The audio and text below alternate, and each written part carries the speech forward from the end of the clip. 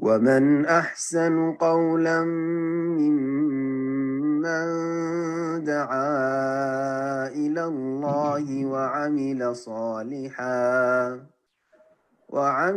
صالحا وقال إنني من المسلمين. আসসালামু আলাইকুম শেখ। আসসালামু আলাইকুম শেখ। আমি আমি আমেরিকা থেকে বলছি। শেখ, আমার প্রশ্ন হচ্ছে, আমরা যদি কখনো প্রাইভেট প্রপার্টি থেকে কোনো জিনিস তো খাওয়া যাবে না, কিন্তু স্কুল পার্কিং লট অথবা স্কুল প্রপার্টি এগুলো থেকে যদি ফল ফ্রুট খাওয়া হয়, এটা কি খাওয়া জায়েজ আছে?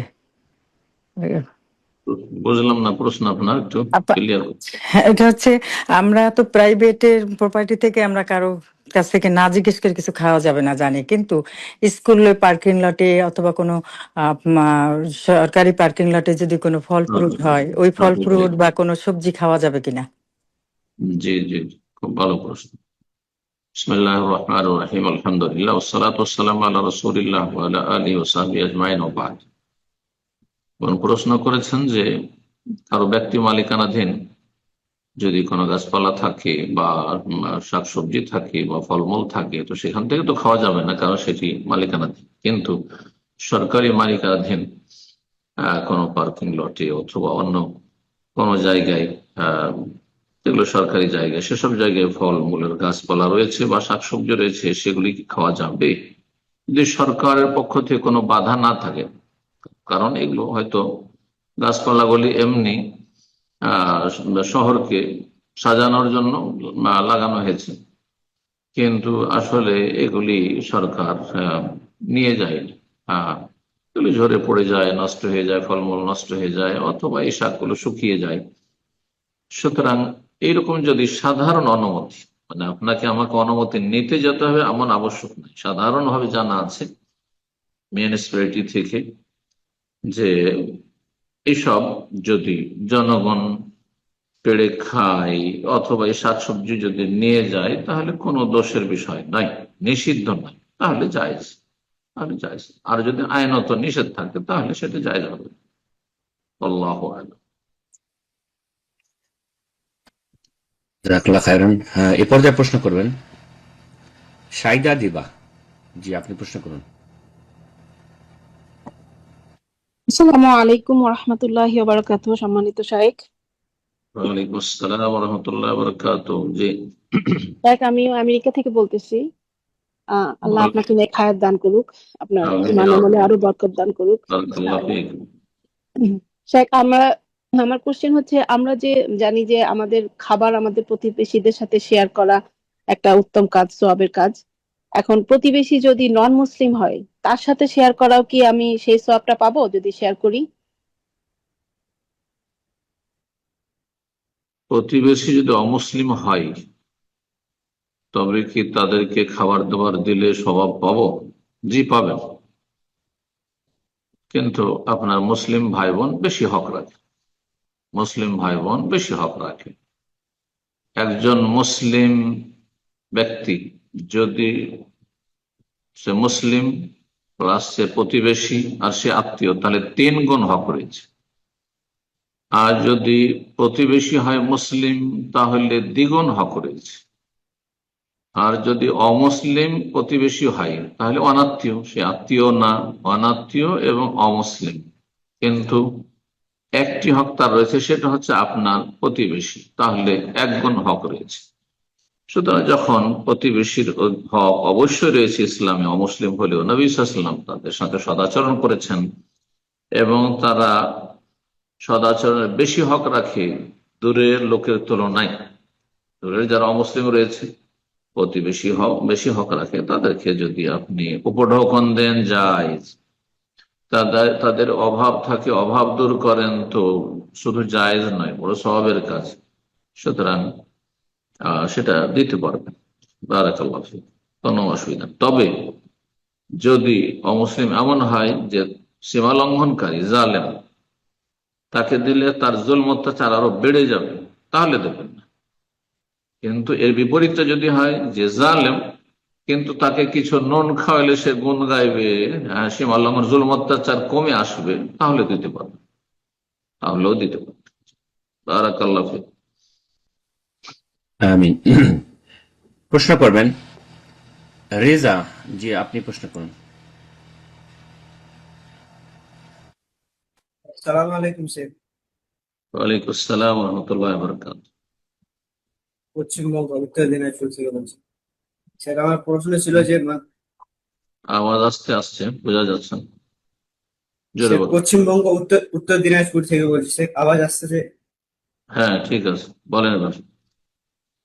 শেখ আমার প্রশ্ন ছিল যে যেমন মানে বেশিরভাগ এখানে মানে আমাদের সমাজে দেখা যায় বেশিরভাগ নারী মানে নামাজ পড়লেও মানে বেপর্দা হয়ে চলে।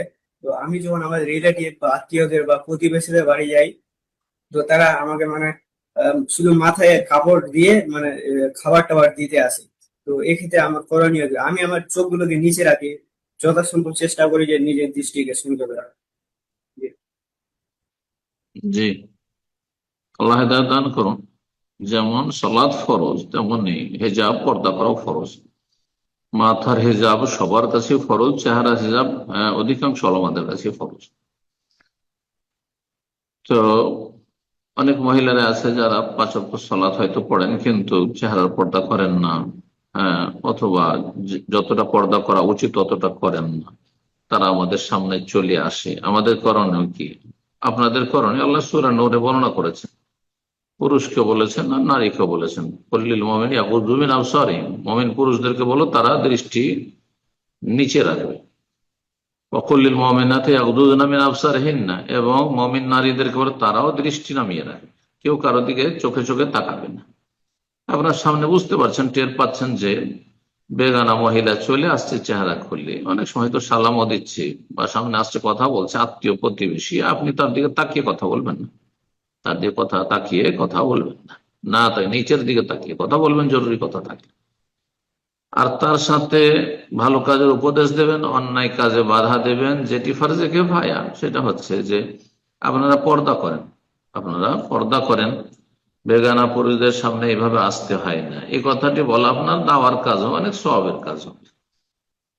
আল্লাহ তৌফিক দান করুন।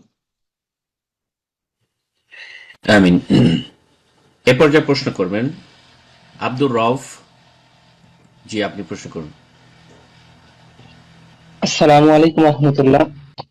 শাহেক, ওয়ালাইকুম আমি আসসালাম রাহমাতুল্লাহ। বাংলাদেশের নওগাঁ থেকে বলতেছি, নওগাঁ জেলা থেকে। তো আমি প্রথমে আমাদের এই নওগাঁ জেলার কিছু সালাতের সময়সূচি বলবো, আর আমি থাকি হচ্ছে একটা হানাফি এলাকায়, সেখানকার সালাতের সময়সূচি বলবো, তারপর আমি প্রশ্নটা করতেছি।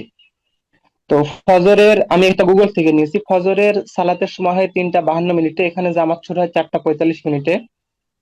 জহুরের 12টা 10 মিনিটে শুরু হয়, এখানে জামাত হয় 1টা 30 মিনিটে। আসরের সময় শুরু হয় 3টা 31 মিনিটে, এখানে জামাত হয় 5টা 15 মিনিটে।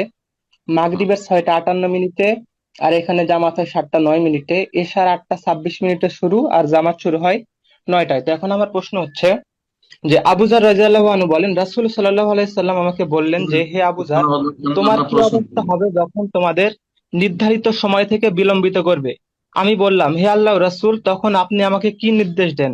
তিনি বললেন, তুমি সালাত নির্ধারিত সময় আদায় করবে, এরপর যদি তাদের সঙ্গে সালাত পাও তবে তাদের সঙ্গে সালাত আদায় করবে, এবং সেটি তোমার জন্য নফল হবে। তো আমার এখন প্রশ্ন হচ্ছে যে, আমার এখানে তো সালাত অনেকটা বিলম্ব, তো এখন কি আমি বাসায় সালাত আদায় করতে পারবো? এবং কি আমার বাসায় সালাত আদায় করলে সালাত পরিপূর্ণ হবে, নাকি বাসায় সালাত আদায় করার পর আবার মসজিদে গিয়ে তাদের সঙ্গে সালাত আদায় করতে হবে? এটাই আমার প্রশ্ন। আসসালামু আলাইকুম। প্রথম কথা, এত বিলম্ব করে সালাত আদায় করা, এশার সালাত ছাড়া বাকি যে সালাতের টাইম গুলো বললেন হানাফি মসজিদে, এটা বেদাতি টাইম, এটা বেদাতের লক্ষণ। আসরকে এত বিলম্ব করা এটি বড়ই আপত্তিকর, ফজরকে বিলম্ব করা বড়ই আপত্তিকর। হ্যাঁ, কথা বোঝা গেছে। হ্যাঁ, নিষেধ করেছেন নবী সাল্লাল্লাহু আলাইহি ওয়াসাল্লাম। বিশেষ করে জোহরে গরমের দিনে একটু বিলম্ব করা যেতে পারে, আর এশা বিলম্ব করা যেতে পারে, এশায় কোনো দোষ না, বিলম্ব করা যেতে পারে। বাকি জোহর আর গরমের দিন ছাড়া অন্য দিনে বিলম্ব না করা, আউয়াল ওয়াক্তে পড়া উত্তম। মাগরিবটা হানাফিরা আউয়াল ওয়াক্তেই পড়ে, বরং বেশি সীমা লঙ্ঘন করে, সাথে সাথে আজানের সাথে শুরু করে, না উজুর সময় দেয়, না আপনার মসজিদে আসার সময় দেই, এটাও ভুল। তো যাই হোক, তারা সুন্নতের খেলাফ সালাত গুলি পড়ে থাকে। আল্লাহ তাদেরকে সঠিক বুঝ দান করুন, আর ধীরে ধীরে কোরআন এবং হাদিসের দিকে তারা আসছে, আল্লাহ আরো বেশি তৌফিক দান করেন। আপনি বাড়িতে পড়ে নেবেন, আবু যার রাদিয়াল্লাহু তাআলা হাদিসে কি আছে? এটা তো নাই যে আপনি বাড়িতে পড়ে বসে থাকেন বেনামাজি, লোকের গ্রামবাসী বলুক যে বেনামাজি, এটা তো নাই। ওখানে আছে, আপনি হাদিস বলে দিয়েছেন, তো আর তারপরে উত্তর তো ওখানেই আছে। বাড়িতে আপনি অবলক্ত পড়েন অবলক্তের ফজিলত পাওয়ার জন্য, আর তারপরে গ্রামে যেহেতু বাস করছেন মসজিদে গিয়ে সালাত পড়বেন, দ্বিতীয় সালাতটি আপনার নফল হবে। কারণ এই নফলে যদি না যান তো আপনি গ্রামে বেনামাজি বলে চিহ্নিত হবেন, সবাই বলবে এই ছেলেটি বেনামাজি, দাঁড়িয়ে রাখে বেনামাজি, ইসলামের কথা বলে বেনামাজি, হ্যাঁ খুব সহি আকীদার কথা বলে কিন্তু নামাজি না বেনামাজি, তার মানে বেনামাজি বলে অভিযুক্ত হয়ে যান। সমাজে বেনামাজি হইতে বলা হয়নি তো, যে ফরজকে প্রকাশ করতে হবে, সুন্নত নফল লুকিয়ে পড়তে হবে, কথা বোঝেন, লুকিয়ে আদায় করতে হবে, কিন্তু ফরজ যাকাত প্রকাশ্যে দিতে হবে, ফরজ সালাত প্রকাশ্যে আদায় করতে হবে, ফরজ সিয়াম প্রকাশ করতে হবে, ফরজ হজ প্রকাশ করতে হবে। ফরজ ইবাদত বন্দেগী প্রকাশ না করলে মানুষ গুনাহগার পাপী মনে করবে, অথচ আপনি পাপী না। বোঝা গেছে? সুতরাং আপনি খুব উত্তম আমল করতে চান তাহলে আউয়াল ওয়াক্তে বাড়িতে পড়ে নেন, আবার গ্রামে আছেন তো আবার চলে আসেন, আজান হইলে তাদের মসজিদে গিয়ে তাদের পিছনে সালাত পড়েন। যতক্ষণ পর্যন্ত তারা বড় শিরক কুফরি করছে না ততক্ষণ তাদের পিছনে ইক্তেদা করে সালাত জায়েজ, বিলম্বে হইলেও আপনার নফল হবে ইনশাআল্লাহ। বারাকাল্লাহ। আমিন। এ পর্যায়ে প্রশ্ন করবেন জুবায়ের। জি, আপনি প্রশ্ন করুন।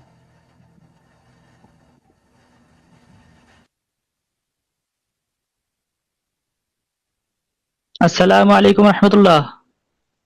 ওয়ালাইকুম আসসালাম ওয়া রাহমাতুল্লাহ। স্যার, আমি বাংলাদেশ থেকে বলছি, পটুয়াখালী জেলা থেকে। বলেন প্রশ্ন। শাইখ, আমার প্রশ্ন হচ্ছে, আমি গতকাল আমার মহল্লার এক মসজিদে এশার সালাত আদায় করতে গিয়েছিলাম।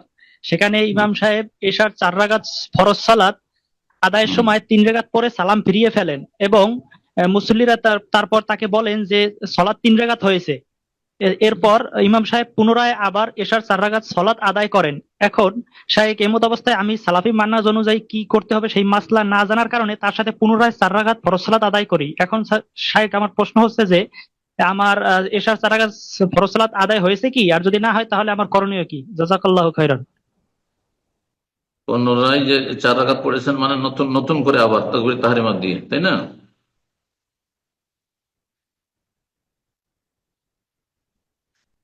জি জি শাইখ। আপনার জি, আপনার যে পুনরায় যে 4 রাকাত পড়েছেন আপনার সালাত হয়ে গেছে, তাদেরও সালাত হয়েছে, কিন্তু সে ইমাম জাহেল, সালাতের মাসাইল সম্পর্কে তার জ্ঞান নেই, অজ্ঞতা রয়েছে।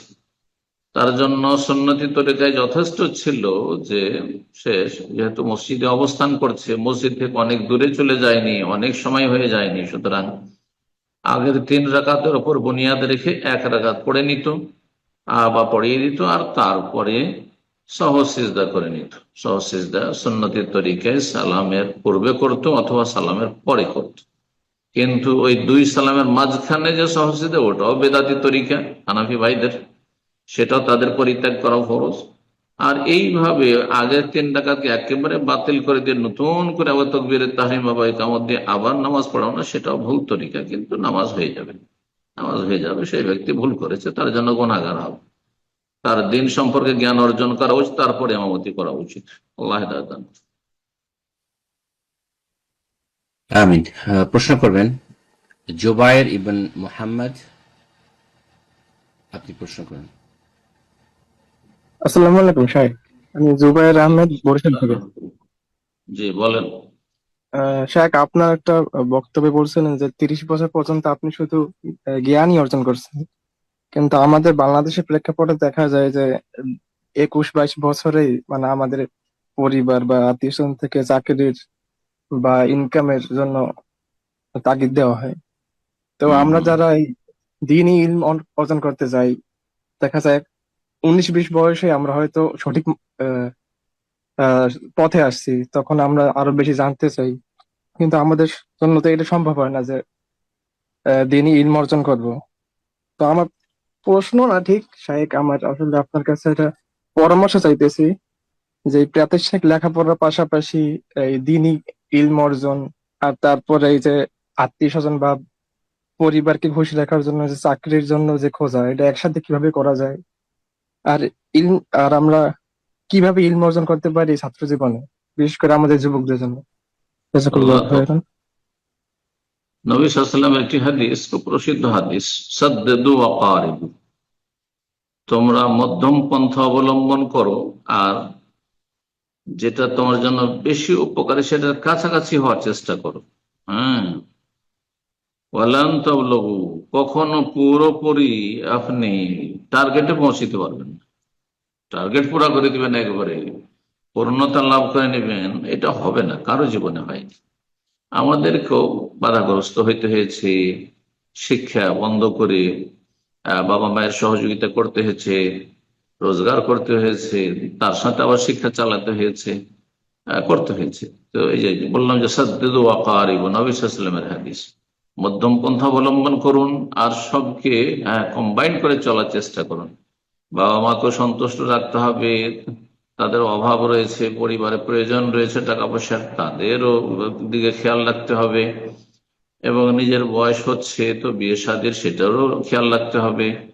আর এলম শেখা আপনাকে কন্টিনিউ করতে হবে, চেষ্টা করেই যেতে হবে, চেষ্টা করে যেতে, আল্লাহ তৌফিক দান করুন। সেটা একাডেমিক হোক অথবা নিজে আপনার সেলফ স্টাডি দিয়ে হোক, যেভাবে হোক না কেন, কিন্তু সেলফ স্টাডি করলেও ভালো কোনো আলেমের আপনি সবসময় সহযোগিতা নিতে থাকবেন, পরামর্শ নিতে থাকবেন, দিক নির্দেশনা নিতে থাকবেন যে আমি এই পড়ছি, আর তারপর যেখানে সংশয় হবে সেই সংশয়গুলি আপনি নিরসন করে নেবেন। আপনার যদি কলেজ ইউনিভার্সিটি লেখাপড়া থাকে দুনিয়ার লাইনে, সেটাও করে যান, কারণ সেটার প্রয়োজন আছে আপনার দুনিয়াকে সুন্দর করার জন্য। আর দিনকে আখেরাতকে সুন্দর করার জন্য আপনি কোরআন সুন্নাহর জ্ঞান অর্জন করতে থাকেন, পাশাপাশি যতটা সময় সে নির্বাহী করতে পারেন সর্বাত্মক চেষ্টা করুন, একটু মেহনত করতে হবে। আর তার সাথে বয়স হচ্ছে, সুতরাং বাবা মা হয়তো বৃদ্ধ হচ্ছেন, অচল হয়ে যাচ্ছেন, বা তাদের অভাব রয়েছে, সুতরাং তাদের দিকেও লক্ষ্য রাখতে হবে, সবগুলি মিলিয়েই চলতে হবে। এর নাম হচ্ছে দুনিয়া। লাকাদ খালাকাল ইনসানা ফি কাবাদ, আল্লাহ বলছেন যে নিঃসন্দেহে আমি মানুষকে সৃষ্টি করেছি কঠোর পরিশ্রমী করে। পরিশ্রম ছাড়া মানব জীবনে সুখ শান্তি নেই, দিনের ক্ষেত্রে, দুনিয়ার ক্ষেত্রে, আখেরাতের ক্ষেত্রে, সব ক্ষেত্রে। ইবাদতবন্দি করলেও কঠোর পরিশ্রম করতে হবে, আর দুনিয়ার রোজগার করলেও কঠোর পরিশ্রম করতে হবে, তবে আল্লাহর উপরে সন্তুষ্ট থাকতে হবে আর পরিতুষ্টি থাকতে হবে, যা কিছু আল্লাহ দিচ্ছেন তাতে খুশি থাকতে হবে। আর আখেরাতকে সুন্দর, যত সুন্দর করতে হবে তত ওই রকমের মেহনত করতে হবে। আল্লাহ তৌফিক দান করুন। বারাকাল্লাহু ফিকুম, জাযাকুমুল্লাহ খাইর। প্রশ্ন করবেন রেজিয়া খাতুন, জি আপনি প্রশ্ন করুন।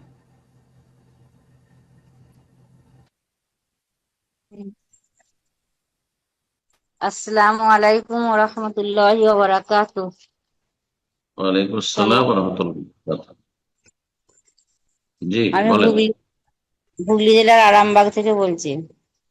বলেন প্রশ্ন। স্যার, আমার প্রশ্ন হলো যে বাড়িতে যদি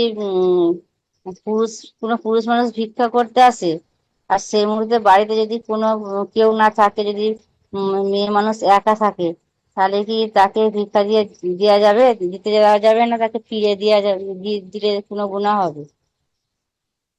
পর্দার সাথে দিতে পারবেন, যদি আশঙ্কা না থাকে কোনো ক্ষয়ক্ষতির। অনেক সময় আজকালকার জামানায় হয়তো দরজা খুললেন আর ভিক্ষার নাম দিয়ে চোর ডাকাত এসে ঢুকে গেল, বা ভিক্ষুককে ব্যবহার করে। তো এইরকম যদি ভয় থাকে, আশঙ্কা থাকে, তাহলে ভিক্ষা দেবেন না, কোনো গুনাহ হবে না। যাবেন না, বাড়িতে কেউ নেই, দরজা খুলবেন না, ভিক্ষাও দেবেন না। কিন্তু যদি এরকম আশঙ্কা না থাকে, বৃদ্ধ মানুষ, মহিলা মানুষ, অচল মানুষ, বুঝতে পারছেন যে আশা করি ক্ষতি হবে না দিনের বেলা, তাহলে আপনি পর্দা করে, পর্দার সাথে, বেপর্দায় নয়, চেহারা খুলে না, পর্দার সাথে আপনি ভিক্ষা দিতে পারবেন। বারাকাল্লাহু ফিক। আমিন। প্রশ্ন করবেন মুখলেস উদ্দিন, জি আপনি প্রশ্ন করুন।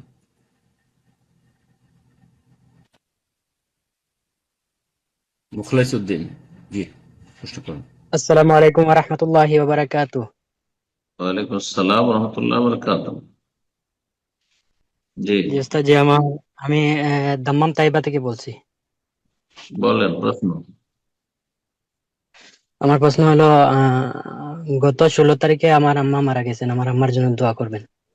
আল্লাহ রহম করেন। বাড়ি কোথায় আপনার? ত্রিপুরা। ত্রিপুরা, মাশাআল্লাহ। আল্লাহ হেফাজত করুন। চলেন, বলেন। আমার প্রশ্ন হলো যে ভিডিও কলের মাধ্যমে আমি আমার আম্মার জানাজার নামাজে শরীক হই, এতে করে আমার নামাজ হবে কি হবে না? বা আগামী 13 তারিখে আমি বাড়ি যেতেছি, তো বাড়ি যাওয়ার পরে কবরকে সামনে রেখে পুনরায় আবার কি জানাজার নামাজ আদায় করা যাবে কি যাবে না, এটা ভিডিও আমার কলে প্রশ্ন। যে আপনি লাইভে জানাজে শরীক হয়েছেন, সেখানকার জানাজার সাথে এটি বেদাতি কাজ হয়েছে, এটি নাজায়েজ কাজ। এটা কোনো নেকির কাজ হয়নি, ভুল কাজ হয়েছে। জিজ্ঞেস করে নিতে হবে। পক্ষান্তরে আপনি যখন বাড়ি যাবেন, তখন কবরকে সামনে করে জানাজা পড়া সুন্নাত, নবী সাল্লাল্লাহু আলাইহি ওয়াসাল্লাম পড়েছেন। রাতে মসজিদে নববীর যে মহিলা ঝাড়ু দিত, ঝাড়ুদার মহিলা, সে মারা গিয়েছিল। এসা পরে নবী সাল্লাল্লাহু আলাইহি সাল্লামকে আর সাহাবায়ে কষ্ট দেননি, রাতে তারা দাফন করে দিয়েছিলেন। সকালে দিনের বেলা দেখছেন যে ওই মহিলাকে দেখছেন না, যে একজন কালো বুড়ি মহিলা ছিল, মসজিদ নববীর সাফ সাফাই করত। তখন জিজ্ঞেস করলেন যে কোথায় গেছে এই মহিলা বুড়ি, দেখছেন এই বৃদ্ধা মহিলাকে? নবী সাহাবায়ে কেরামগণ বললেন যে মাতাতিল বারেহা, গতরে তো মারা গেছিল, ফাদাফান্নাহা বিল্লাইল, রাতে দাফন করে দিয়েছি। ওয়াকাদ কারাহনা নুকিযাকা, আপনাকে জাগানো পছন্দ করিনি, যে গভীর রাতে আপনাকে জাগাবো, কষ্ট দেব। নবী সাল্লাল্লাহু আলাইহি ওয়াসাল্লাম বললেন, এমনটা কেন করলে? হ্যাঁ, আফালা আযানতুমুনি, আমাকে জানাওনি কেন? দুল্লুনি আলা কবরিহা, তার কবরটা আমাকে দেখিয়ে দাও। নবী আলেমুল গায়ব ছিলেন না, জানতেন না যে কোথায় কবর আছে না আছে, সে মারা গেছে তাও জানতেন না, নাহলে কি জিজ্ঞেস করতেন? তার কবরটা বাতলিয়ে দাও, কোথায় আছে দেখিয়ে দেওয়া হলে যে এইটি হচ্ছে, এই নতুন কবরটি হচ্ছে এই বৃদ্ধা মহিলার কবর, মসজিদে নবী ঝাড়ুদার। নবী সাল্লাল্লাহু আলাইহি ওয়াসাল্লাম গেলেন আর কবরটিকে সামনে করে জানাজার সালাত পড়লেন। সুতরাং আপনি আপনার আম্মা, আপনার সবচেয়ে বেশি হকদার এই জানাজা।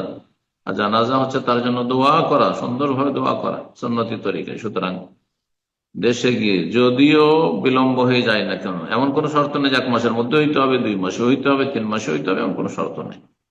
আপনি গিয়ে জানাজা পড়তে পারবেন। আর আপনার সাথে যদিও সেখানকার লোকজন কেউ শরিক হয়ে যায়, শরিক হইতে পারে, কিন্তু কাউকে ডাকার প্রয়োজন নেই। বিশেষ করে যারা জানাজা হয়তো পড়েনি, বাইরে ছিল, আপনার সাথে যদি জানাজা পড়ে তো ভালো, আর না হলে একা পড়ো, কাউকে ডাকা হাঁকার কোনো প্রয়োজন নেই। কবর জিয়ারত ডেকে হেঁকে গোটা গ্রামবাসীকে জড়ো করে কবর জিয়ারত করতে হবে, এটি বেদাতি তরিকা, আমাদের সঙ্গে কোনো প্রয়োজন নেই। নবী সাল্লাল্লাহু আলাইহি ওয়াসাল্লাম একা একা জিয়ারত করেছেন। একা জিয়ারত করলে বেশি খুশি হবে, বেশি অন্তর থেকে দোয়া বের হবে, বেশি অন্তর নরম হবে, পরকাল স্মরণে আসবে। বারাকাল্লাহু ফিকুম, আল্লাহ রহম করুন আপনার আম্মার উপর। জি। আমিন। জাযাকাল্লাহ খায়ের। প্রশ্ন করবেন রুহুল আমিন। জি, আপনি প্রশ্ন করুন। হ্যালো, সালাম দেন, সালাম। আসসালামু আলাইকুম। বলছিলাম আমার একটা প্রশ্ন ছিল। সালাম বলেন, সালাম সাল্লাম না, হ্যালো না। আসসালামু আলাইকুম ওয়ালাইকুম সম্মানিত সালাম। শেখ। জোরে। হ্যাঁ, আমার একটা প্রশ্ন ছিল। প্রশ্নটা হলো যে কোথাতে এই যে বলছেন? আমি ইন্ডিয়ার থেকে বলছি, কলকাতা থেকে। ইন্ডিয়ার কোন জায়গা? কলকাতা। কলকাতা, বলেন। বলছিলাম যে আমরা যে ওই যে এলআইসি যে করি, এলআইসি, তো ওই এলআইসি, এলআইসি তে লাইফ ইন্স্যুরেন্স, লাইফ জীবন বীমা, ইন্স্যুরেন্স, না জায়েজ হ্যাঁ না।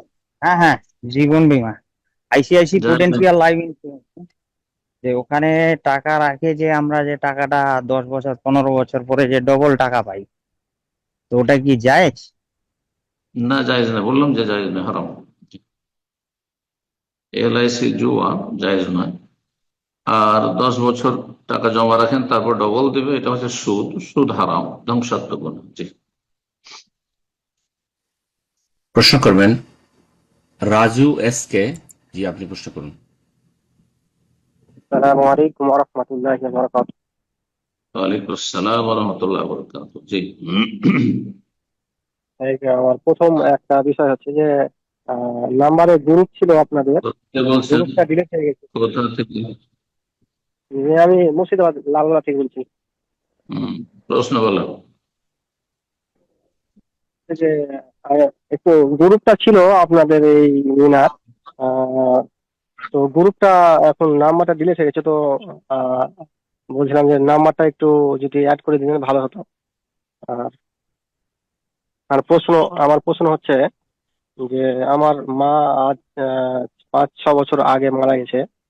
তো আমি উম, মা মা মারা যাওয়ার আগেই আমি আল্লাহ তাআলার হিদায়াত পাই। তারপরে হয়তো মানে করেছিলাম যে হয়তো মার খেদমত করব কিংবা হয়তো একটু শিক্ষা দিব। হয়তো মা নামাজ কালাম পড়তো, কিন্তু হয়তো মানে ভুল ত্রুটি ছিল, কিন্তু আমাদের মধ্যেও ভুল ত্রুটি ছিল, কিন্তু আমরা হয়তো অনেক হয়তো একটু তার আগে হয়তো আমরা কিছু করেছি, হয়তো রাগারাগি করেছি কিংবা হয়েছে, কিন্তু প্রশ্ন এখন যখন প্রশ্ন সালাত প্রশ্ন এখন যখন সালাত, জি স্যার, আপনার প্রশ্নটা এখন যখন, বলেন। জি স্যার, এখন যখন সালাত আদায় করি তখন সালাতের মধ্যে আমার মার যখন কথা মনে পড়ে তখন হয়তো চোখে কান্না আসে কিংবা হয়তো খুব কষ্ট হয়। তো এর এর বিষয়ে কি যে মানে সালাত গাওয়ার কোনো মানে ক্ষতি হবে না, তাই বলছিলাম। মা দুনিয়া থেকে চলে গেছেন, সেই জন্য শোকে যদি কান্না করেন তো এটা আপত্তিকর। হ্যাঁ, কিন্তু যদি তার জন্য, তার ক্ষমার জন্য, তার জান্নাতবাসী হওয়ার জন্য, তার জাহান্নাম থেকে রক্ষার জন্য, তার কবর আযাব থেকে রক্ষার জন্য আল্লাহর কাছে যদি কান্না করেন তো ভালো, প্রশংসনীয়। আল্লাহ কান্নাকারীর প্রশংসা করেছেন কোরআনে কারিমের একাধিক আয়াত। খাররু সুজ্জাদান ওয়া বুকিয়া, তারা লুটিয়ে পড়ে সেজদায় বুকিয়ান, কান্না ভরে। জি, তো কান্নার আল্লাহ প্রশংসা করেছেন। জি জি। তো কান্না করা আপন জায়গায় ঠিক আছে, কিন্তু হাউমাউ করে কান্না করবেন না।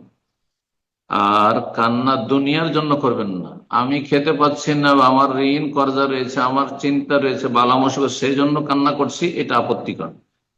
কিন্তু বালা মুসিবত থেকে আল্লাহ মুক্ত করুক এই জন্য আল্লাহর কাছে কান্না করছি, চাওয়ার জন্য, এটা প্রশংসনীয়। বারাকাল্লাহ ফিক। কোনো অসুবিধা না, মায়ের জন্য দোয়া করার ক্ষেত্রে যদি কান্না আসে ভালো কথা। কিন্তু শুধু মাকে স্মরণ করি, মা চলে গেছেন, তার খেদমত করতে পারলাম না, মাকে দেখতে পাই না, সেই জন্য কান্না, না, এটা নিন্দনীয় কান্না। এই কান্না 3 দিনের বেশি না। বারাকাল্লাহ ফিক। আমি জাযাকাল্লাহ খাইরান। ভাই বলছিলেন আমাদের চ্যানেল সম্পর্কে বা আমাদের হোয়াটসঅ্যাপ জি গ্রুপ যে, জি ওস্তাদ জি, উনি আমাদের গ্রুপ চ্যানেলের কথা উনি প্রশ্ন করতেছিলেন, উনি হয়তো গ্রুপ জি থেকে জি, বের হয়ে তৌহিদের গেছেন। ডাকে তো আপনারা আমরা কিভাবে জি ওনাকে অ্যাড আমাদের, করবেন ওটা আপনি বলে দেন। জি জি তাওহীদের ডাক আসলে আমাদের যে একটা গ্রুপ ছিল, যেটা আমাদের মেসেজের মাধ্যমে হতো, সেটা আমাদের বন্ধ করা হয়েছে। আমাদের এখন তাওহীদের ডাক নিউ ইয়র্ক চ্যানেল ওপেন করা হয়েছে, যেখানে আপনারা ফলো করতে পারেন। তো আমাদের গ্রুপে এটা লিংক দেওয়া হবে ইনশাল্লাহ। আর অনেক সময় দেওয়া হয়ে থাকে। আশা করি এই মুহূর্তে আমাদের তাও যে জুম অ্যাপ আছে, এখানে আপনারা সার্চ করলে পাবেন। তো আপনারা চ্যানেলটা ফলো করুন, তাওহীদের ডাক হোয়াটসঅ্যাপ চ্যানেল, এখানে ফলো করলে আমাদের মেসেজগুলো পেয়ে যাবেন ইনশাআল্লাহ। আর যদি এগোতে আপনি না পান, তাহলে আপনি আমার নাম্বারে নক করলে ইনশাআল্লাহ আমি আপনাকে লিংক পাঠিয়ে দেবো ইনশাআল্লাহ। জাযাকুমুল্লাহ খাইরান। তো ইনশাআল্লাহ এই পর্যায়ে প্রশ্ন করবেন রাজিকুল এসকে। জি, আপনি প্রশ্ন করুন। আসসালামু আলাইকুম ওয়া রাহমাতুল্লাহ। ওয়ালাইকুম আসসালাম ওয়া রাহমাতুল্লাহি ওয়া বারাকাতুহু। আমার প্রশ্ন হলো, আহ, আমার দুটো সন্তান আছে, দুটোই প্রতিবন্ধী। তো আলহামদুলিল্লাহ আমি আল্লাহ তাআলার কাছে শুকরিয়া আদায় করি যে আল্লাহ আমাকে সহজ হয়তো করুন, আল্লাহ পরীক্ষায় প্রতিদান দান। কোথা দিয়ে বলছেন? আমি মুর্শিদাবাদ থেকে বলছি। জি, প্রশ্ন বলেন। আল্লাহ আপনাকে ইনশাআল্লাহ উত্তম প্রতিদান দেবেন প্রতিবন্ধী ছেলে মেয়েদের দেখাশোনার জন্য। আল্লাহ আপনার ভালো করুন। আমিন। এইরকম যেসব ভাই বোনদের প্রতিবন্ধী সন্তান আছে, ছেলে মেয়ে আছে, আল্লাহ তাদের ভালো করুন। তো আলহামদুলিল্লাহ আমাকে আল্লাহ তাআলা হয়তো ধৈর্য রাখার তৌফিক দিয়েছে, আল্লাহর শুকরিয়া আদায় অবশ্যই। করি আলহামদুলিল্লাহ। জি আর এখন বিষয় হচ্ছে যে যখন হয়েছে তখন আলহামদুলিল্লাহ, তো অনেক ব্যক্তি আমাকে হয়তো বলে যে তোমাকে সাজা দিয়েছে কিংবা হয়তো তোমাকে আহ মানে ঠিক হয়েছে, এইসব বিষয়ে বলে। অনেক ব্যক্তি বলে, আমার নিজের মধ্যেও বলে, কিংবা পরে হয়তো প্রতিবেশীও বলে। তো আলহামদুলিল্লাহ আমি ধৈর্য রাখি আল্লাহর উপর, তাওয়াক্কুল রেখেছি। আর এখন বিষয় হচ্ছে যে আল্লাহ তালার উপরে কি আমি ভরসা, এটা পুরোপুরি ভরসা করে রাখতে পারি যে এটা আমাকে আল্লাহ তালা পরীক্ষার জন্য নিয়েছে না সাজার জন্য দিয়েছে, একটু এই বিষয়টা। প্রশ্নটি আমরা বুঝতে পারলাম না, শেষখানে কি বলতে চাইছেন আপনি? যেমন প্রতিবন্ধী দিয়েছে, আল্লাহ তালা প্রতিবন্ধী দিয়েছে, এটা তো আল্লাহ তালার উপর বিশ্বাস যে আল্লাহ তালা হয়তোবা আমাকে পরীক্ষা করার জন্যই দিয়েছে। কিন্তু অনেক ব্যক্তি বলে যে তোমাকে সাজা দিয়েছে, হ্যাঁ, কিংবা হয়তো তাচ্ছিল্য করে। এখন প্রশ্ন কি, আপনার প্রশ্ন কি? প্রশ্ন হচ্ছে যে এটা কি আল্লাহ তালার পরীক্ষায় ভেবে নেবো না হয়তো সাজায় ভেবে নেবো, এটাই। হুম। আমাদের সমাজের অধিকাংশ লোক হচ্ছে মূর্খ, জাহেল। কারো প্রতিবন্ধী যদি ছেলে মেয়ে হয়তো মনে করে যে কোনো পাপের হয় ফসল, হয়তো পাপের ফল না, এদেরকেও এর চাইতে বড় বালা মুসিবতে লিপ্ত করবে। যারা এই ধরনের বিরূপ মন্তব্য করে, অধিকাংশ মূর্খ লোকেরা, যাদের দিনের জ্ঞান নেই, আল্লাহ সম্পর্কে, আল্লাহ শরীয়ত সম্পর্কে জ্ঞান নেই, তারা এরকম মূর্খামি কথাবার্তা বলে থাকে। প্রথম কথা আপনাকে বলবো যে এই জন্য লোকজনকে প্রতিবন্ধী আমার আছে এসব বলার প্রয়োজন নেই। আপনার রবকে বলবেন, আল্লাহ আমাকে তুমি প্রতিবন্ধী দিয়েছো, এদের প্রতিপালন, এদের তরবিয়ত সহজ করো। কাউকে জানাতে যাবেন, কারণ অধিকাংশ লোক মূর্খ। হ্যাঁ, আপনার সম্পর্কে, আপনার পরিবার সম্পর্কে, আপনার বাবা মা সম্পর্কে একটা বিরূপ ধারণা রাখবে যে এরা কোন পাপ যে করেছিল, যে পাপের কারণে এই হয়েছে। অথচ আল্লাহ রাব্বুল আলামিন ভালো মানুষকে পরীক্ষা করেন, ভালো মানুষদের পরীক্ষা অনেক বেশি থাকে। নবী সাল্লাল্লাহু আলাইহি ওয়াসাল্লামের হাদিস, আসাদুল বালা আসাদুন নাসে বালা আল আম্বিয়া সুম্মাল আমসাল ফাল আমসাল, সবচেয়ে বেশি কঠিন বালা মুসিবত এসেছে নবী রাসূলগণের উপর, তারপর যে যত নেক মানুষ ভালো তাদের বালা মুসিবত এসেছে, বিভিন্ন বালা মুসিবত এসে থাকে। সুতরাং যাকে তাকে জানাতে যাবেন। আশেপাশে লোক যারা জেনে নিচ্ছে আর মূর্খামি করছে, বিরূপ মন্তব্য করছে, তারা তাদের আমল খারাপ করছে, তাদের আমল নামে গুনাহ হচ্ছে, তারা তাদের পরিণাম খারাপ করছে। এবং দুনিয়াতেও তাদের বালা মুসিবত আপনার সাথে কঠিন বালা মুসিবত আসবে, তখন কঠিন হয়ে যাবে, তাদের জন্য আযাব স্বরূপ আসবে, পরীক্ষা স্বরূপ না। আপনি যদি সত্যি ভালো মানুষ হয়ে থাকেন, তাহলে আপনার জন্য আল্লাহর পক্ষ থেকে পরীক্ষা, আযাব নয়। আর আপনার যদি পাপ থেকে থাকে, বড় কাবিরা গুনাহ থাকে, আর সেখান থেকে তওবা করেনি, তো কখন আল্লাহ পাকড়াও করতে পারেন, কখনো পড়াও করতে পারেন। কিন্তু এইরকম ধারণা আপনার আন্দাজের করা ঠিক নয়। জি, কারণ আল্লাহ গফুর রহিম, হয়তো অনেক পাপ করেছেন, আল্লাহ মাফ করেছেন, কিন্তু পরীক্ষা করেছেন। আপনি দিনের দিকে ফিরে এসেছেন, দিনদার মানুষের আল্লাহ পরীক্ষা করেছেন, এটা হইতে পারে। জি, বারাকাল্লাহ ফিক। আল্লাহ ধৈর্য ধারণে তৌফিক দান করেন। আমিন। প্রশ্ন করবেন বনি, আপনি প্রশ্ন করুন।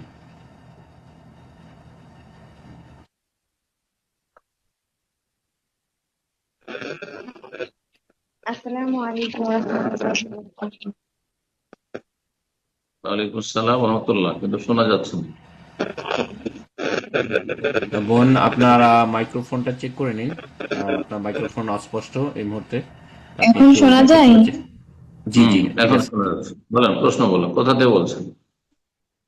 আমি বাংলাদেশ থেকে বলছি, মাগুরা জেলা। আমার জি, প্রশ্ন হচ্ছে, আমার আম্মু, জি,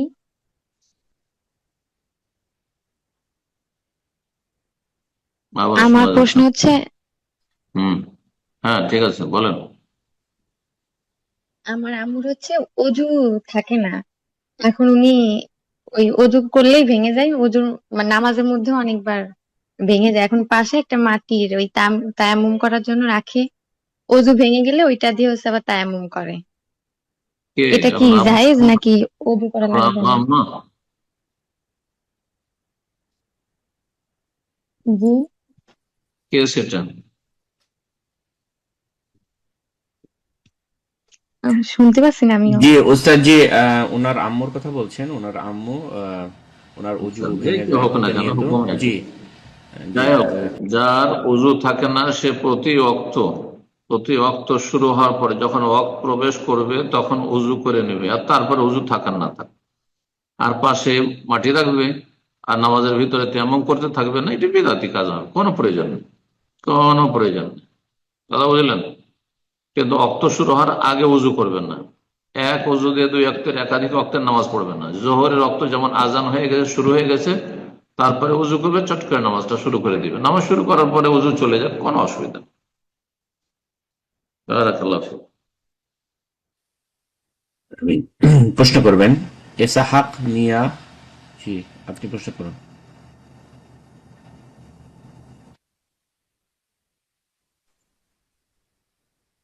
আসসালামু আলাইকুম রহমতুল্লাহ। ওয়ালাইকুম আসসালাম ওয়া রাহমাতুল্লাহ। শেখ, আমি বলেন, বলেন পশ্চিমবঙ্গ দক্ষিণ দিনাজপুর থেকে বলছিলাম। প্রশ্ন।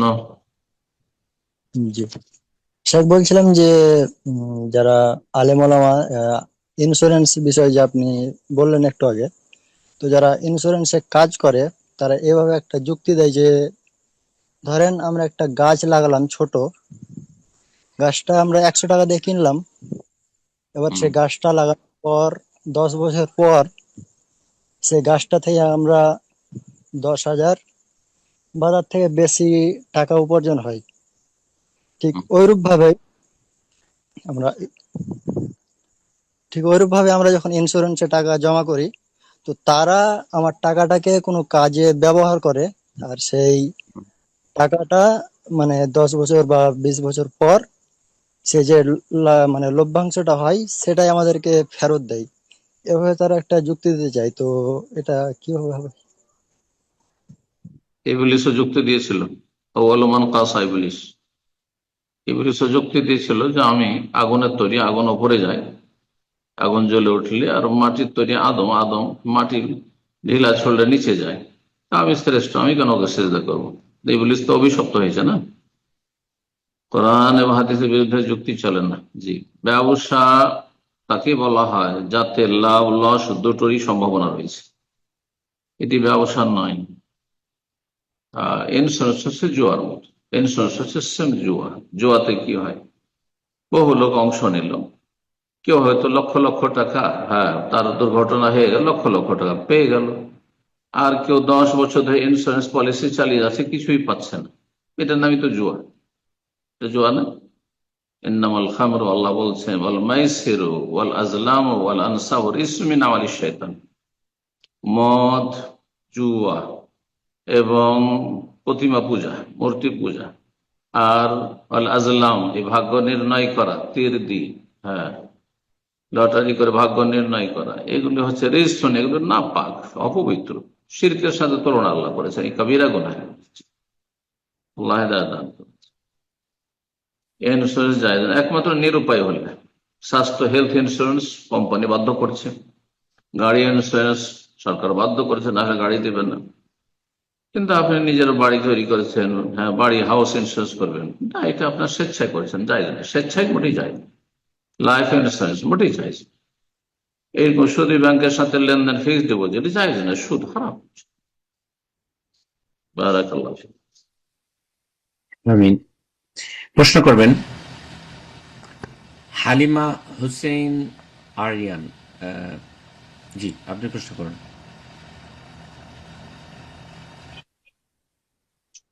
আসসালামু আলাইকুম ওয়া রাহমাতুল্লাহ।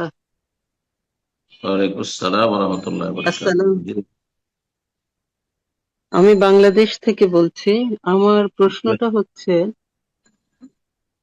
আহ, আমার বাবা আমার কাছে কিছু টাকা জমা রেখেছিলেন, মানে জমিয়েছিলেন। সেই টাকাটা এখন আমার কাছে আছে, কিন্তু আমার বাবা মারা গিয়েছেন।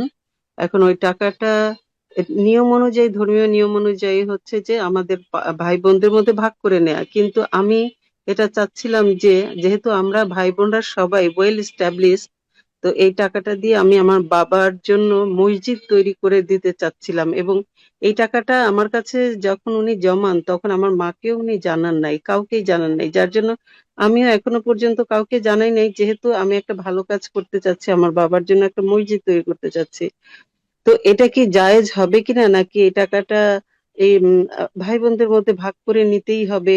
এই বিষয়ে আমি একটু জানতে চাচ্ছি, কোনটা ভালো হবে। আমার জি। খুব ইচ্ছে যে আমার বাবার জন্য মসজিদ তৈরি করে দেই। কি আপনার ভাই বোন, আপনার ভাই বোনেরা যারা আপনার আব্বার ইন্তেকালের সময় বেঁচে ছিল, হ্যাঁ, তারা যদি রাজি থাকে, আর যদি তাদের কেউ এখন পর্যন্ত মারা গিয়ে থাকে, তাদের ছেলে মেয়েরা, তাহলে তারা যদি ওয়ারিসিন উত্তরাধিকারে যদি সবাই সম্মতি দেয় যে আপনি খুব ভালো উদ্যোগ নিয়েছেন, মসজিদ করেন, আমাদের কোনো আপত্তি নেই, তাহলে করতে পারবেন। আর একা একা শুধু টাকাটা আপনি গোপনে রেখে দিয়ে মসজিদ করবেন, এটা সওয়াবের কাজ না, গুনহার কাজ। কারণ মানুষ মারা যাওয়ার পরে সেই সম্পদের মালিক সেও থাকে না। তো আপনার আব্বা যখন মারা গেছেন তখন মালিকানা স্থানান্তরিত হয়ে গেছে, শুধু আপনার কাছে নয়, বরং ওয়ারিসিন উত্তরাধিকারী যারাই ছিল, আপনার আম্মা যদি থেকে থাকে তার একটা ভাগ রয়েছে, আপনারা বোন কজন আছেন, ভাই কজন ছিল, তাদের ভাগ রয়েছে, বোঝা গেছে না? তো তাদেরকে দিতে হবে, আর না হলে দেওয়া আবশ্যক নয়। যদি তারা বলে যে না না, দেওয়ার কোনো প্রয়োজন নেই, মসজিদ করো, তুমি মসজিদ করো, কোনো অসুবিধা নেই, তাহলে কোনো অসুবিধা। তাদের মতামত নিয়ে নেন, আশা করি তারা মতামত দেবে, যেহেতু তারা মুসলিম। বলেন যে এই টাকাটা আছে আমার আব্বার, আমার কাছে আমানত, কিন্তু আমি আসলে এটাকে মসজিদ করব বলে রেখেছিলাম, কিন্তু শরীয়তের মাসলা জানলাম যে সবার মতামত না নিলে মসজিদ করা সওয়াবের কাজ না, গুনার কাজ হবে, সীমা লঙ্ঘন। আপনি আপনার নিজের টাকা দিয়ে আপনি করতে পারবেন মসজিদ, কিন্তু আপনি আপনার আব্বার টাকা আমানত আছে, সেটা দিয়ে কি করে মসজিদ করবেন? সেটা তো আর আব্বার হয়ে নাই, মারা যাওয়ার সাথে সাথে মালিকানা শেষ, কোনো মালিকানা, সামান্য কোনো মালিকানা থাকে না। কথা বুঝতে পারছেন? এই বিষয়টি বুঝে দিলেই হবে, তখন মালিকানা অটোমেটিক স্থানান্তরিত হয়ে যায়। একটা অংশ আপনার শুধু রয়েছে, বাকি অন্যান্য ভাই বোনদের অংশ রয়েছে, আপনার আম্বার অংশ রয়েছে। বারাকাল্লাহ ফিক। জি, আমিন। প্রশ্ন করবেন মিলি। জি, আপনি প্রশ্ন করুন।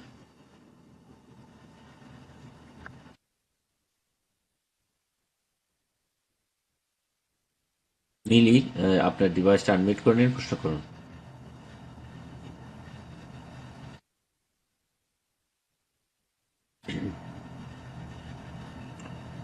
এ পর্যায়ে আমরা অন্যকে সুযোগ করে দিচ্ছি, প্রশ্ন করবেন। জি মিলি, আপনার ডিভাইস আনমিউট হয়েছে, প্রশ্ন করুন। জি, আসসালামু আলাইকুম। ওয়ালাইকুম আসসালাম ওয়া রাহমাতুল্লাহ। কোথা থেকে? সাহেব কেমন আছেন? আমি বাংলাদেশ থেকে বলছি, ঢাকা। প্রশ্ন করেন। আলহামদুলিল্লাহ। সাহেব, আমার প্রশ্ন হচ্ছে, আমার মানে আমি আসলে সঠিক জানতাম না যে আমার বিয়ে হয়েছে, তো আমি আসলে আমার ভাইয়ের অনুমতি ছাড়া মানে বিয়েটা হয়েছে। আমি জানি যে মামা থাকলে বিয়েটা মানে হালাল হয়। পরে বাবা ছিল আপনার না? বাবা ছিল না? জি বাবা ছিল না, না? আমার ভাই না, আমার বাবা নেই, আমার বাবা আমার মারা গেছে। তো আসলে আমার ভাইয়ের সাথে সম্পর্ক এরকম ভালো ছিল না। পরে আমার এক আত্মীয়র মাধ্যমে আমার বিয়েটা আর কি হয়। পরে আমার ভাইকে আর জানানো হয় না, যে কোনো ঝামেলার কারণে আমার মামা মামা বিয়ে গেলে যায় না, হয়নি বিয়ে। জি, আমার মামায় বিয়ে ছিল উপস্থিত, তখন বিয়ে হয়েছে। পরে আপনার প্রশ্নের উত্তর শুনে আমি আবার আমার ভাইয়ের অনুমতি নিয়ে মানে বিয়েটা মানে পড়াইছে এক কাজীর কাছে। এখন আসলে কি আমার বিয়েটা শুদ্ধ হয়েছে? বিয়ে পড়িয়ে নিয়েছেন, খুব ভালো কাজ করেছেন। এখন ভাইয়ের অনুমতি ক্রমে বা তার নেতৃত্বে যে বিয়ে হয়ে গেছে, অনুমতি দিলেই যথেষ্ট, যে হ্যাঁ ঠিক আছে আমি জানলাম, অনুমতি দিলাম, অসুবিধা নেই, ছেলের সাথে বিয়ে করতে পারো। আর তারপরে সাক্ষী ছিল, সাক্ষী যদি থেকে থাকে আর বিয়ে পড়ানো হয়ে থাকে, যথেষ্ট ইনশাআল্লাহ। আল্লাহ বরকত দান করুন। বারাকাল্লাহ ফিক। জি, প্রশ্ন করবেন আয়েশা খাতুন। জি, আপনি প্রশ্ন করুন। আসসালামু আলাইকুম রহমতুল্লাহ বরকাতু। জি, ওয়ালাইকুম আসসালাম ওয়া রাহমাতুল্লাহ। জি, সম্মানিত শেখ, আমি জানতে চাচ্ছি যে আহ, যদি কোনো জি, আমি কানাডা থেকে বলছি। বলেন। দুঃখিত।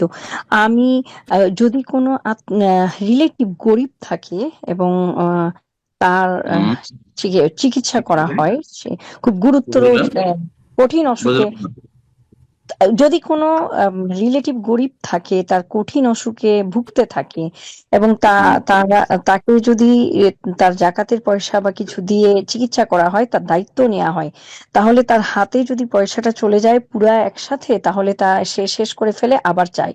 তো সেই ক্ষেত্রে কি টাকাটা রেখে সেই মহিলা তার দায়িত্ব পালন করতে পারে কিনা, তার এমার্জেন্সি যখন যখন দরকার তখন পাঠিয়ে সে নিজে ওইটাকে হ্যান্ডেলিং করতে পারে কিনা, এটা জানতে চাচ্ছিলাম কোরআন সুন্নাহ অনুযায়ী। জাযাকাল্লাহ খাইরান। যিনি আপনার রিলেটিভ অসুস্থ, তিনি অভাবী না জি, সচ্ছল? না অভাবী। জমি জায়গা ধন সম্পদ আছে, তার চিকিৎসা না করাবার? না কিছুই নেই। তাহলে অসুবিধা নেই। যদি তার হাতে দিলে টাকাটা নষ্ট হয়ে যাবে বা একবারই খরচ করে দিবে, প্রতি মাসে হয়তো খরচ হচ্ছে চিকিৎসার, সুতরাং প্রতি মাসে মাসে দেবো, জাকাতের টাকা জায়েজ, কোনো অসুবিধা নেই। আল্লাহ কবুল করুন। বারাকাল্লাহ ফিক। আমিন। প্রশ্ন করবেন আব্দুর রহমান। জি, আপনি প্রশ্ন করুন।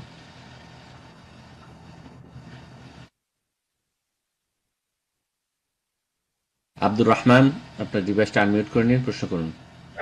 আসসালামু আলাইকুম শাইখ। ওয়ালাইকুম আসসালাম ওয়া রাহমাতুল্লাহ। বরিশাল থেকে বলছিলাম। বলেন প্রশ্ন। আমার প্রশ্ন হচ্ছে, ওই যে বাসায় বাচ্চারা অনেক সময় পশু পাখির যে খেলনা না, এইসব খেলনা দিয়ে খেলাধুলা করে।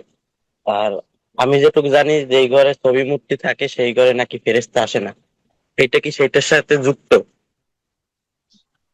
যদি ছবিগুলো একবার ঝুলিয়ে রাখেন, টেবিলে সাজিয়ে রাখেন, তাহলে তো সেটা হবে। আর তারপরে সেসব প্রাণীর ছবি, নাক, মুখ, মাথা, চোখ ইত্যাদি যদি স্পষ্ট থাকে, তাহলে সেটা তখন সেই হাদিসের আওতাভুক্ত হবে। আর যদি নাক মুখ অত স্পষ্ট না হয়, অথবা সেগুলি হয়তো কোনো জায়গাতে টেবিলে অথবা দেয়ালে সাজিয়ে রাখা হয় না, যেখানে সেখানে বাচ্চারা সে মাটিতে গড়িয়ে নিয়ে বেড়াচ্ছে, লাথি মারছে, তাহলে অসুবিধা নেই, অল্প জায়েজ আছে বাচ্চাদের খেলবে।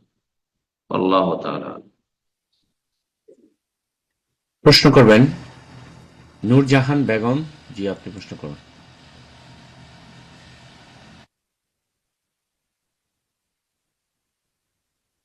আসসালামু আলাইকুম রহমতুল্লাহ বারাকাতুহু। আমি বর্ধমান থেকে বলছি। ওয়ালাইকুম আসসালাম ওয়া রাহমাতুল্লাহি ওয়া বারাকাতুহু। বলেন। আমরা যখন সালাম ফিরানোর পর তসবিহ গুনি কি আয়াতুল কুরসি পড়বো, তখন যদি কথা বলে দেওয়া হয় কি উযু নষ্ট হয়ে যায়, তাহলে এই টাইমে কি ওইগুলো যেগুলো ফজিলত পাওয়া যাবে? ওটাই জানার ছিল কোশ্চেন। অসুবিধা নেই। সালাম ফেরা পর্যন্ত উযু রাখতে হবে। তারপর যদি উযু চলে যায়, তাহলে তসবিহ, তাহলিল, জিকির, আজকার করতে কোনো অসুবিধা নেই, বা আয়াতুল কুরসি পড়তেও কোনো অসুবিধা নেই, কোনো অসুবিধা নেই, ইনশাআল্লাহ সব করতে পারবেন। তবে ফেরেশতাদের দোয়া যদি পেতে হয়, একটি হাদিস রয়েছে যে ফেরেশতা মুসাল্লায়, সালাতের জায়গায় যখন মুসাল্লি যতক্ষণ বসে থাকে, পুরুষ হোক আর নারী হোক, যতক্ষণ বসে থাকবেন আপনি, ততক্ষণ পর্যন্ত ফেরেশতারা দোয়া করতে থাকে, আল্লাহুম্মা গফির লাহু, আল্লাহুম্মা আরহামহু, আল্লাহ তাকে মাফ করো, আল্লাহ তার উপর রহম করো, দোয়া করতে থাকে। মা লাম ইউহদিস, যতক্ষণ পর্যন্ত ওযু নষ্ট না হয়, আও ইউজিফি, অথবা কাউকে কষ্ট না দেয়, কষ্টদায়ক কোনো কথা না বলে। জি, বোঝা গেল দুনিয়ার কোনো কাজে ব্যস্ত যদি না হয়, কিন্তু প্রয়োজনে যদি মাঝখানে কথা বলে কোনো অসুবিধা নেই। সালাম ফেরার প্রয়োজনে একটু কথা বললো, অথবা জরুরি কোনো মেসেজ আসছে দেখে নিল, আর তারপরে তসবিহ, তাহলিল, জিকির, আজকার কন্টিনিউ করলো, কোনো অসুবিধা নেই, ইনশাআল্লাহ সওয়াব পাবে। বারাকাল্লাহ। তবে যত বেশি মনোযোগী হয়ে জিকির আজকার হবে তত বেশি ভালো, পবিত্র অবস্থায় করতে পারলে আরো ভালো। জি, কিন্তু পুনরায় ওযু করতে যাবেন এখন ওই জিকির আজকার করার জন্য, এটা না, এটা বাড়াবাড়ি হবে, আর বাড়াবাড়ি বিদআত। সালাম ফেরার পর ওযু নষ্ট হয়ে গেছে, জিকির আজকার কমপ্লিট করেন, কোনো প্রয়োজন নেই আর ওযু নবায়ন করার। বারাকাল্লাহ ফিক। আমিন। প্রশ্ন করবেন ইব্রাহিম। জি, আপনি প্রশ্ন করুন। আসসালামু আলাইকুম রহমতুল্লাহ শেখ। ওয়ালাইকুম আসসালাম ওয়া রাহমাতুল্লাহি ওয়া বারাকাতুহু। শেখ, আমি রিয়াদ থেকে বলছি। আমি একটা কফি শপে কাজ করি। তো আমি যদি সকালবেলা রুম থেকে ওযু করে মোজা পরে বের হই, পরবর্তী সালাত গুলাতে যদি আমি ওযু করার সময় পা পুরোপুরি পানি ইউজ করে না ধুই, শুধু পা মাসে করে নিই, তাহলে কি আমার ওযু হবে, নাকি আমার মোজা খুলে একদিন এক রাত হবে। একদিন মুকিম, আপনি যেহেতু আপনি দোকানপাটে কাজ করছেন, আপনি মুকিম আছেন স্থায়ী, তাহলে একদিন এক রাত পর্যন্ত আপনি মাসা করতে পারবেন, কিন্তু মোজা পরার সময় উযু অবস্থায় থাকতে হবে। বিনা উযুতে মোজা পরলে কাজ হবে না, বুঝছেন? জোহরে, আসরে, মাগরিবে, এশা মোজার মাসা করলেন, কোনো অসুবিধা নেই। আর মুসাফির যদি সফরে থাকেন, তাহলে 3 দিন 3 রাত পর্যন্ত মাসা চলতে থাকবে। জি, বারাকাল্লাহ। মোজার মাসা করা যায় সুন্নাত, চামড়ার মোজা হইলেও কাপড়ের মোজা হইলেও, যতক্ষণ পর্যন্ত খুব বেশি ছিঁড়া ফাটা না থাকে, যাতে পায়ের অনেক কিছু দেখা যাচ্ছে, এরকম যেন না হয়। বারাকাল্লাহ। আমি জাজাকাল্লাহ খায়রান। সম্মানিত দিনী ভাই বোনেরা, আমরা প্রোগ্রাম একদম শেষ পর্যায়ে চলে এসেছি। আজকের সর্বশেষ প্রশ্ন নেব ইনশাআল্লাহ। আর যারা অনেকেই হ্যান্ড রেজ করে আছেন, অনেক প্রশ্নকারী হয়, প্রশ্ন করতে পারলেন না, ইনশাআল্লাহ আগামী প্রোগ্রামে আপনারা শুরুতে এসে হ্যান্ড রেজ করবেন। আপনাদের প্রশ্নগুলো আগামী সপ্তাহে নেওয়ার চেষ্টা করবো ইনশাআল্লাহ। তো সর্বশেষ প্রশ্ন আজকের প্রোগ্রামের প্রশ্ন করবেন সোমাইয়া সাজিয়া। জি, আপনি প্রশ্ন করবেন।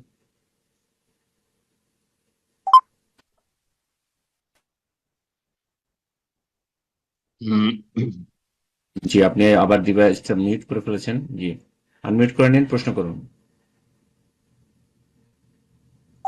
আসসালামু আলাইকুম শাহেক। ওয়ালাইকুম আসসালাম। শাহেক, আমি জেনারেল স্কুলে পড়াশোনা করি। কোথায়? আমার শাহেক